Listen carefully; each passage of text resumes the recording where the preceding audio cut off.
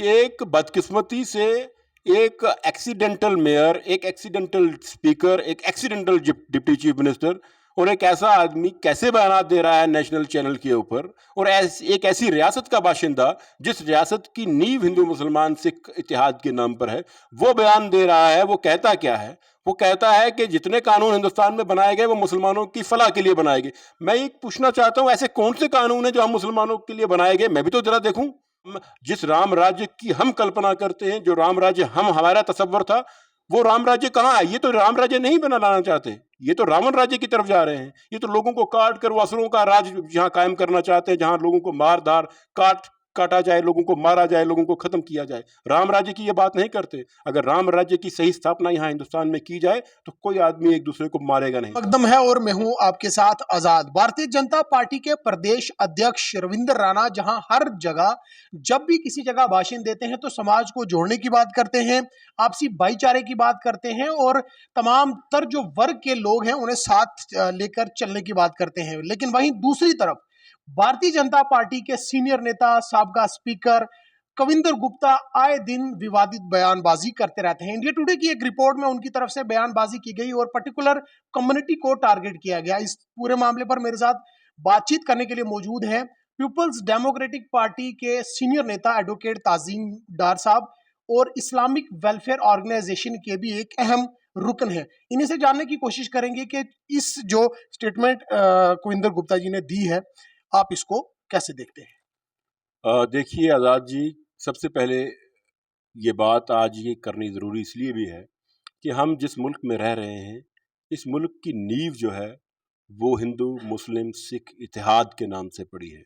और हिंदुस्तान का रहने वाला हर हिंदुस्तानी जो है वो इसमें यकीन रखता है कि ये जो हम एक नारा देते हैं, यूनिटी इन डाइवर्सिटी, जो हम एक नारा देते हैं वसुदेवाय कुटुंबकम, के पूरा विश्व जो है वो एक घर है, जब इसको सही मायनों में अमलाने की बात आती है तो कहीं ना कहीं जो मौजूदा हुकूमत इस वक्त बरसर इक़्तिदार मरकज़ में है, अगर आप उनके बयानात को सुने तो पूरे के पूरे मनफी हैं, वो एक तरफा हैं।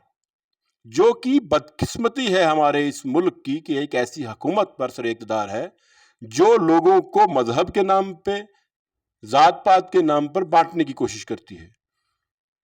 आप जो इसी पर्टिकुलर अगर स्टेटमेंट के ऊपर अगर बात की जाए तो पर्टिकुलर कम्युनिटी को टारगेट किया गया, ये कहा गया कि मुसलमानों के लिए हर एक चीज दी जाती है, उनके लिए स्पेशल कोटा है, हिंदुओं के लिए कुछ नहीं है। इस तरह की जो स्टेटमेंट्स हैं, आप क्या समझते हैं इस समाज में समाज को जोड़ने का काम है या समाज को तोड़ने का काम? देखें, अगर आप इस वक्त देखें कि जो इस वक्त हुकूमत या जो सियासत इस वक्त 2014 के बाद पूरे मुल्क भर में इस एक आज ये 9 साल बेमिसाल जो है मना रहे हैं। लेकिन अगर आप सही मायनों में देखें, सुबह मैं देख रहा था और मेरे पास अल्फाज नहीं, मैं एक शॉक्ड था कि एक बदकिस्मती से एक एक्सीडेंटल मेयर, एक एक्सीडेंटल स्पीकर, एक एक्सीडेंटल डिप्टी चीफ मिनिस्टर और एक ऐसा आदमी कैसे बयान दे रहा है नेशनल चैनल के ऊपर, और एक ऐसी रियासत का बाशिंदा जिस रियासत की नींव हिंदू मुसलमान सिख इतिहाद के नाम पर है, वो बयान दे रहा है। वो कहता क्या है? वो कहता है कि जितने कानून हिंदुस्तान में बनाए गए वो मुसलमानों की फलाह के लिए बनाए गए।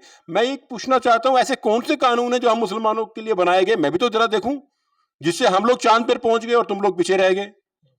ये लोग, इनको ना हिंदुओं से प्यार है, ना मुसलमानों से प्यार है, ना सिख से प्यार है, ना ईसाई से प्यार है। इनको प्यार है तो सिर्फ अपनी कुर्सी से प्यार है। ये अपनी कुर्सी को हासिल करने के लिए किसी भी हद तक जा सकते हैं और ये जा रहे हैं। लेकिन मैं मुबारकबाद देता हूं हिंदुस्तान के रहने वाले हिंदुस्तानियों को, वो किसी भी मजहब से ताल्लुक रखते हो, किसी भी जात पात से ताल्लुक रखते हो।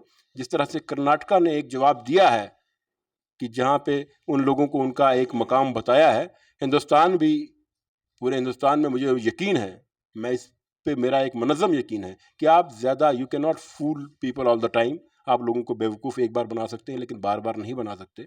आप लोगों को जात पात के नाम पर, मज़हब के नाम पर तफरका करके, बांट कर सियासत करने की कोशिश करेंगे। कोई भी मज़हब, कोई भी इंसान जो है, कोई भी मज़हब जो है वो आपस में एक दूसरे को बांट कर रहने की इजाज़त नहीं देता। तमाम मज़हब जो हैं ये एक ज़रिया हैं उस ऊपर वाले की बनाई हुई दुनिया में कि अपने रास्ता, वे ऑफ लाइफ है हर एक का अपना अपना, बनाइए, लेकिन अल्टीमेट एम ये है कि समाज में बेहतरी हो, समाज में मिलजुल कर रहें, तमाम लोगों को उनके हक हासिल हों। लेकिन इनकी कथनी और करने में फ़र्क है। ये जो कहते हैं वो ये करते नहीं हैं, जो उन्हें करना होता है वो ये बोलते नहीं हैं। अगर आप ये देखेंगे, इनकी हिस्ट्री देखेंगे, जो इनकी आइडियोलॉजी जो है, जो इनको करना है वो कभी इनकी जुबान पे नहीं आएगा। इनके खाने के दांत और हैं और दिखाने के दांत और हैं। डॉक्टर साहब, आपने कथनी और करनी का जिक्र किया। जहां एक तरफ भारतीय जनता पार्टी के प्रदेश अध्यक्ष रविंद्र राणा हर जगह बयानबाजी करते हैं कि हम तमाम तर वर्ग को साथ लेके चलने वाले लोग हैं और ये पार्टी जो है लोगों की है, लेकिन दूसरी तरफ उन्हीं की जमात के एक सीनियर नेता इस तरह की बयानबाजी करते हैं। ऐसा नहीं, आप क्या समझते पहली हैं? बार नहीं है भाई, ये पहली बार नहीं। इससे पहले भी इनका एक साबिका एमएलसी तो था, उसने क्या अल्फाज इस्तेमाल किए थे? मुझे बताइए ना, क्या अल्फाज इस्तेमाल किए थे?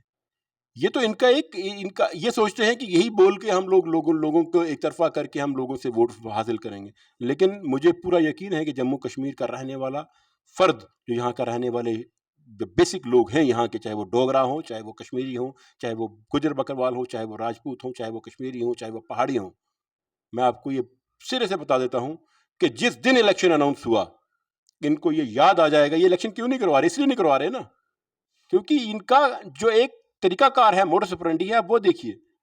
आज 2019 के बाद डायरेक्टली और इनडायरेक्टली यही यहाँ पे है ना। फिर लोगों में इतना अनरेस्ट क्यों है? लोग इतने क्यों हैं? और इतना कुछ होने के बाद भी, 9 साल के बाद भी आज कविंदर गुप्ता को ये बयान देने का पड़ रहा है। इनको फिर सवाल कुछ पूछो, इनको आ जाएगा हिंदू मुसलमान याद। सवाल कुछ पूछो, इनको याद आ जाएगा शमशान कब्रिस्तान। सवाल कुछ पूछो, इनको पाकिस्तान याद आ जाएगा। सवाल कुछ पूछो, इनको मुगल याद आ जाएंगे। सवाल कुछ पूछो, इनको नेहरू याद आ जाएंगे। सवाल कुछ पूछो, इनको कुछ और याद आ जाए। कहने का मतलब है, ये कब लोगों को जाके, लोगों के बेसिक, जो यहाँ के लोगों को जहनी सुकून देने की बात करेंगे? यहाँ पे लोगों को जहनी सुकून खत्म कर दिया गया है।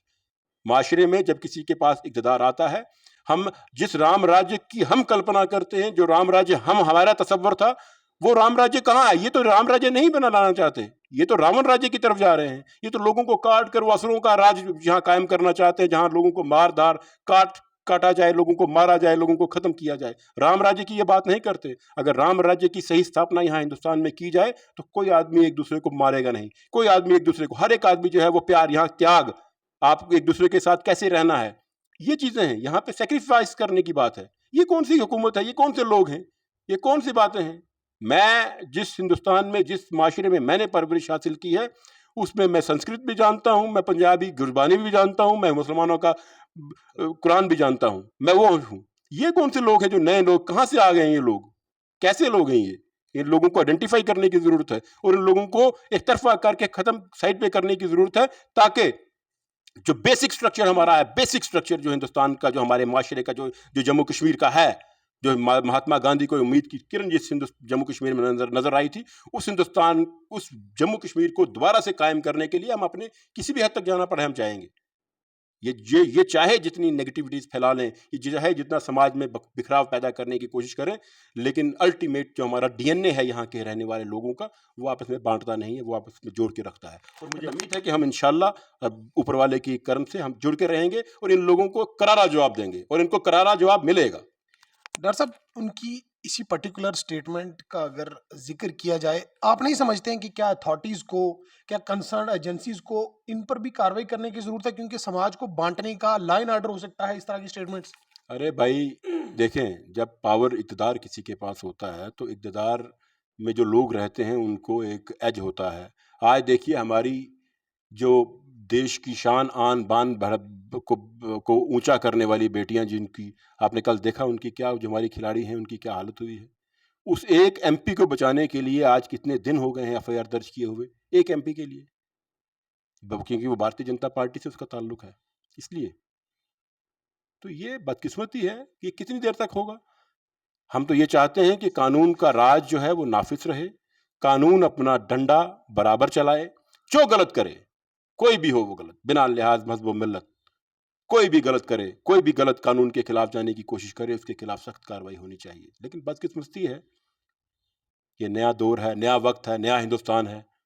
यहाँ पे तुम्हारी गलतियों के ऊपर तो उंगलियां उठाई जाएंगी, लेकिन जो उनकी अपनी गलतियां हैं उनके ऊपर उंगलियां नहीं उठाई जाएंगी। उसे स्ट्रीमलाइन किया जाएगा, उसे आप ये कहेंगे कि ये तो नेचुरल सी चीज़ है। पहले हम कहते थे कि ऐसे बयानात कोई आदमी देता था, हम कहते थे वो फ्रिंज एलिमेंट है जो ये बयान दे रहा है। आज तो आपने स्ट्रीमलाइन कर दिया उस फ्रिंज को भी। आज तो ये बयानात इक़्तिदार में बैठे हुए उन लोगों की तरफ से आते हैं जिनके ऊपर ज़िम्मेवारियाँ हैं, जिन लोगों के कंधों के ऊपर ज़िम्मेवारियाँ हैं, जिन लोगों ने उस आइन की कसम खाई है कि हम कभी किसी के ऊपर मज़हब के नाम के ऊपर, ज़ात-पात के नाम के ऊपर कभी कोई बयानबाज़ी नहीं करेंगे। लेकिन जितने ये लोग हैं, ये तमाम मज़हब के नाम पर लोगों को खुलेआम नंगा नाच कर रहे हैं। क्या मैसेज देंगे?